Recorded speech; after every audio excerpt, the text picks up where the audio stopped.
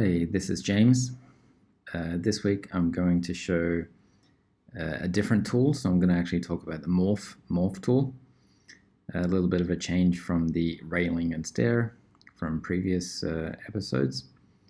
So I've just got a blank Archicad 24 template, and I'm going to get the Morph tool, and I'm just going to draw a box morph on the floor plan. So just kind of by eye, and then the height of it I'm going to extrude up. So the little icon just represents if I put a positive value, it'll go upwards, and if I put a negative value, it'll go downwards. So I'm going to choose 5,000, so it's quite a large block, and OK. And then I'm going to switch to 3D.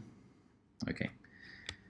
So I'm just going to modify the line type, not the line type, but the color, the pen of the lines, because this greenish color is a little bit hard to see. So I'm just going to select it, open up the settings, and in my floor plan and section, I'm just going to modify the uncut line pen, and I'm just going to change it to black for now, and OK. OK, so this is a little bit more noticeable. So now that we've got this block, I'm going to show in this video how to fillet or chamfer edges of a morph element. So if we select the whole morph, and if I click on an edge, then from the pet palette we have this fillet chamfer control. So a little bit similar to what you would see on any polygon element. And for this one, so let's choose fillet, for example. And if I choose something like 500, so it would be a bit more noticeable. And if I just click OK, then you can see that it only filleted the clicked edge that I open up the settings for. So I'm just going to undo this. And let's have a look if I go apply to all. So I'm going to go through the same method, but this time I'm going to say apply to all edges down here. And I'm going to hit OK. So as you might expect, every single edge of that selected morph will change. But again, this is not actually what I was looking for. I just want to fillet certain edges that I select. For example, just the ones on the top here. So I'm going to undo this, and I'm going to show just two ways by doing sub selection. So I'm holding Shift and Control, and if I go through and select the 4 edges, so this is one method. So by selecting the edges that you want to modify by using the Shift Control key to select the individual subcomponents. And now if I do the fillet chamfer on a clicked edge, it's worth noting that if I just click OK on this dialog, it will only do it to the clicked edge. But if I select apply to all edges, then it will actually apply to all the selected edges. So if the whole morph is selected, it will do it to all of the edges. But if I have sub elements selected, then it will only apply to those sub elements that I have selected.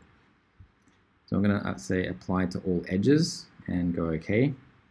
And now I can see that only those edges at the top that were selected have filleted. So this is one method. So I'm going to undo that.